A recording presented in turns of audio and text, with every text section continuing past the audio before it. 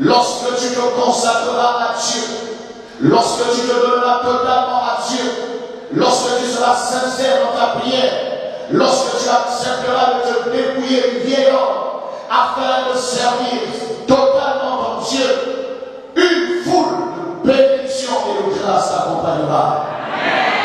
La bénédiction accompagne les enfants de Dieu. La bénédiction accompagne ceux qui servent Dieu. La bénédiction accompagne ceux qui craignent Dieu. C'est pourquoi ce matin, je t'exhorte, je t'invite à te consacrer. Je t'invite à donner ton cœur. Tu as peut-être accepté Jésus, mais tu as besoin de donner ton cœur à Jésus. Tu as peut-être accepté Jésus, mais tu as besoin de donner ton âme à Jésus.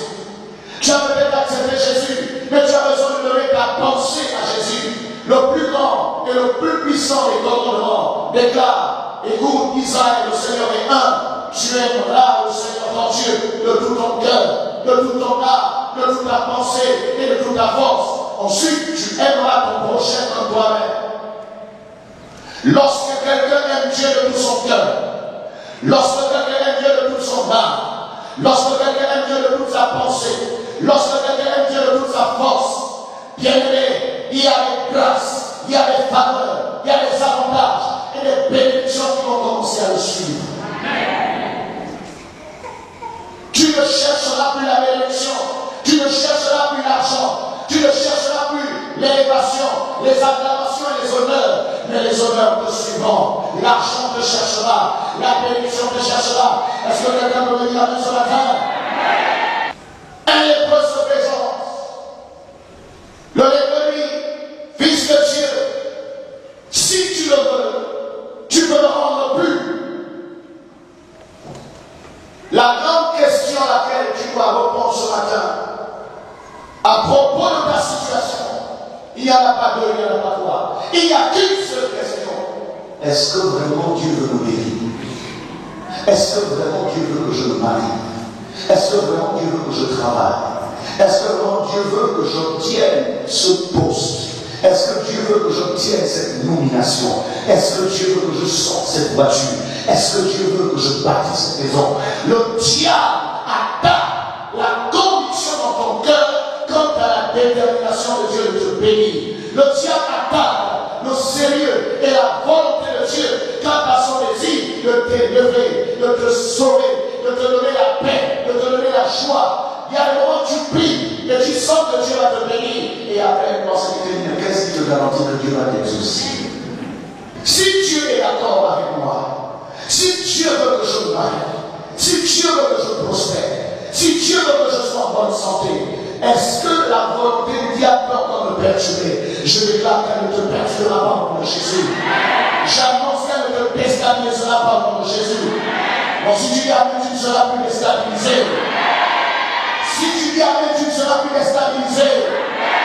Il y a des pensées qui veulent remettre en cause le programme que tu as commencé, le programme de bénédiction, le programme d'élévation, le programme de promotion, le programme de sanctification. Laisse-moi te dire, la sanctification est un programme qui vient du ciel. Un homme ne peut pas se sanctifier lui-même. C'est Dieu qui sanctifie, c'est Dieu qui purifie, c'est Dieu qui nettoie, c'est Dieu qui lave nos robes et elles sont lavées dans le sang de Jésus. Alors, si quelqu'un aime le sang de Jésus, qui dit amen. C'est le programme de Dieu. Dieu t'invite seulement à accepter.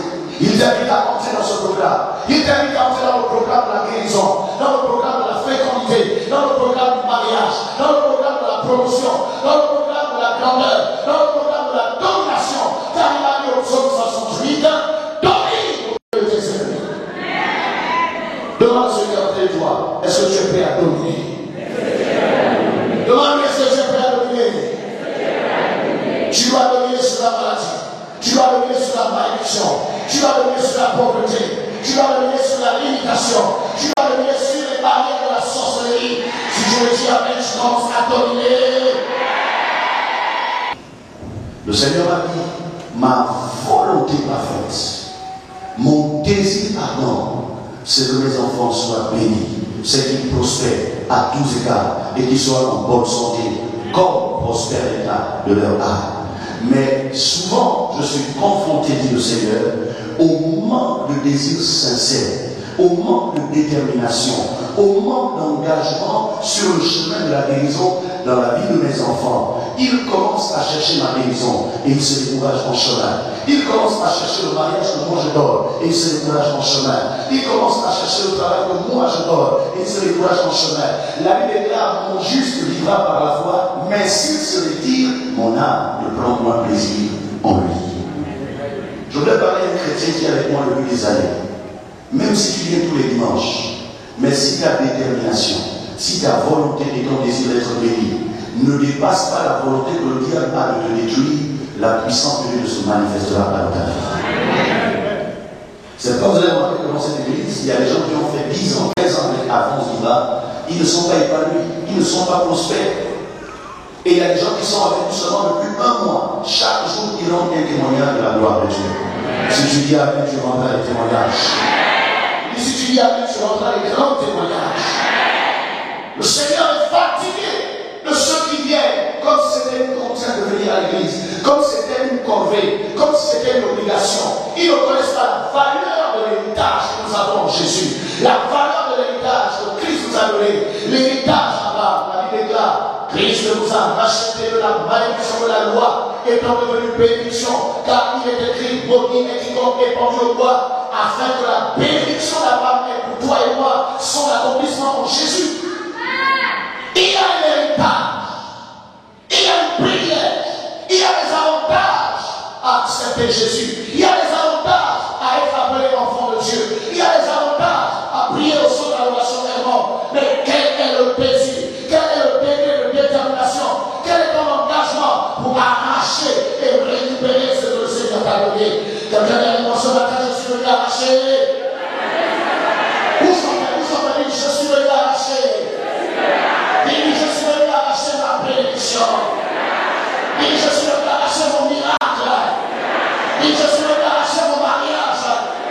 Dis, je suis venu arracher mon travail, mes enfants, ma promotion, ma prospérité, mon ministère, l'onction de ma vie, les poids et la claque de laquelle les gens en train de se manifester, car Dieu est là et en lui, les promesses sont oui et amen. Ce qui bloque la puissance de Dieu, c'est ton désir. Ce qui bloque la puissance de Dieu, c'est ta détermination. Ce qui bloque la puissance de Dieu, c'est ton engagement. Dieu le veut, mais est-ce que toi tu le veux vraiment? Dieu le veut, mais est-ce que toi tu es sincère? Est-ce que tu es sérieux? Regardez, je parle souvent des démons, et quand je dis parfois, il est important de bien s'accorder avec les personnes avant de leur faire la délivrance. Pourquoi? Parce qu'un démon peut toujours dire: mais pasteur, tu me fatigues tous les jours. Elle sait qu'elle et moi s'entend.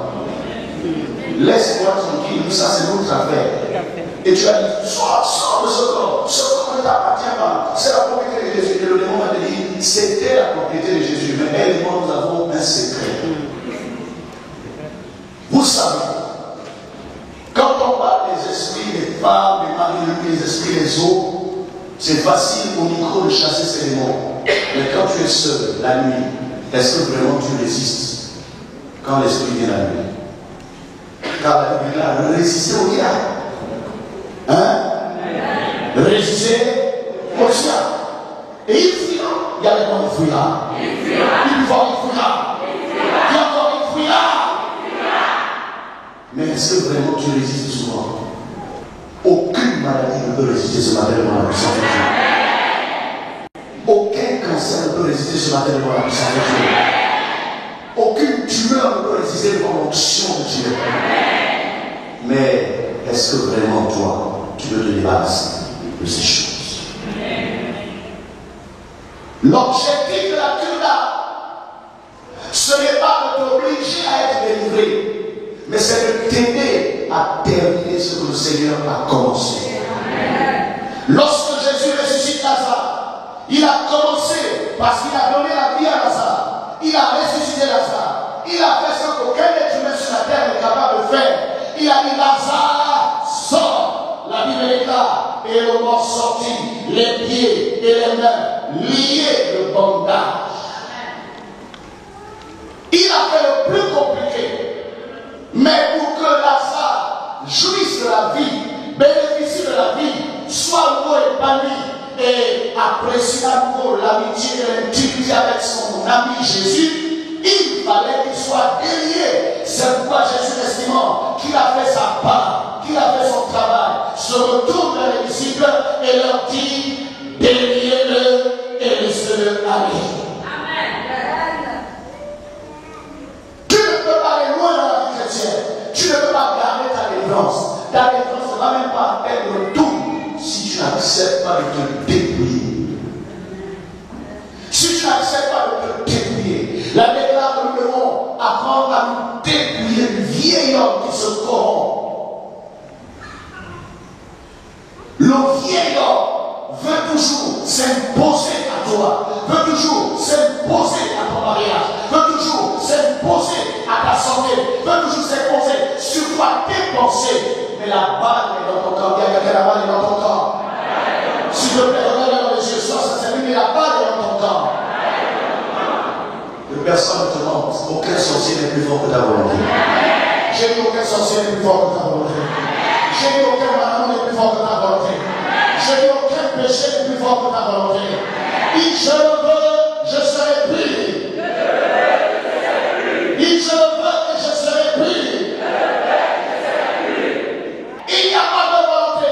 L'homme peut dire, Seigneur, si tu le veux, tu ne me rends plus. Jésus a dit, mon problème, ce n'est pas moi, mon petit. C'est toi-même. Tu sais comme moi, je le veux. D'ailleurs, quand je le veux, sois fait. Ce matin, toute maladie qui est arrivée dans cette église sera purifiée au nom de Jésus. Toute malédiction de la pauvreté et de l'échec qui était dans ta vie sera chassée au nom de Jésus. Si tu avais des insomnies, tu avais du mal à trouver le sommeil, tu étais animé des cauchemars, tu repartiras libre au nom de Jésus. Si tu avais une douleur et que tu n'arrivais pas à bien dormir, tu n'arrivais même pas à marcher, parce que cette douleur est là depuis 5 ans, 10 ans, tu repartiras sans douleur au nom de Jésus. J'annonce que la douleur te quittera au nom de Jésus. J'annonce que la douleur te quittera au nom de Jésus. Est-ce que quelqu'un peut donner un amen sincère?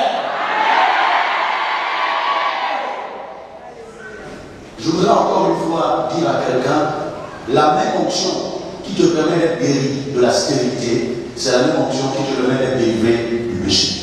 Amen. La même onction qui te permet de trouver du travail, c'est la même onction qui te permet de prospérer. Amen. La même onction qui te permet d'être nourri, c'est la même onction qui te permet d'augmenter ta vie de prière et de méditation de la parole. Quelqu'un ne m'a pas reçu. Si tu veux dire Amen. Il n'y a pas deux options ce matin. Il n'y a pas deux Jésus ce matin. Il n'y a pas deux Saint-Esprit ce matin.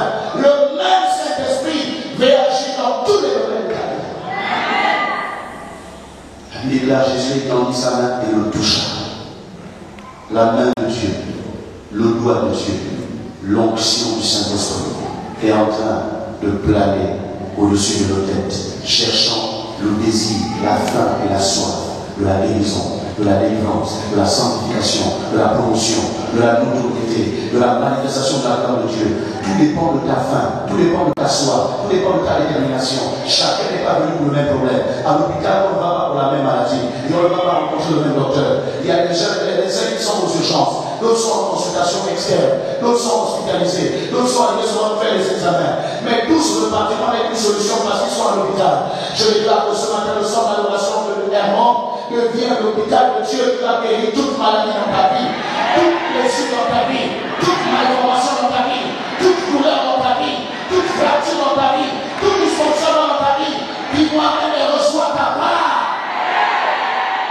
Je te bénis de l'esprit de villageoiserie. Tu entres dans l'excellence. Tu commences à faire le plus beau. Si je dis Amen, tu commences à essayer les bonnes choses. Tu commences à essayer l'excellence. Quelqu'un dit avec moi, j'aime l'excellence. Il faut j'aime l'excellence. Du monde parfait et d'une grâce excellente descend de haut, du Père de lumière, en qui il n'y a ni changement, ni ombre de variation. Dieu ne donne pas des habits déchirés. Dieu ne donne pas des chaussures qui sont taillées à 45 degrés. Dieu ne donne pas des parfums qui Saint, je n'ai pas touché le plus d'oiseau.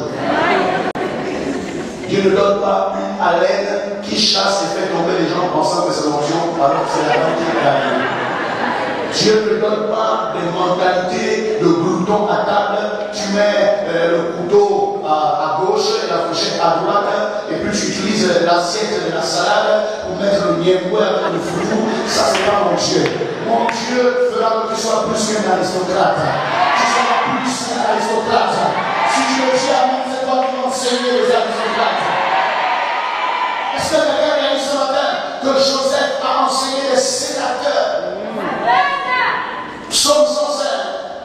Il a enseigné les sénateurs. Ça veut dire ceux qui bâtissent, qui conçoivent et qui valident les lois de la République ont eu besoin de la sagesse, ont eu besoin de l'expertise, ont eu besoin de la compétence de quelqu'un qui avait sur lui l'onction de Dieu. L'onction commençait à se manifester quand il était tout petit à travers les rêves.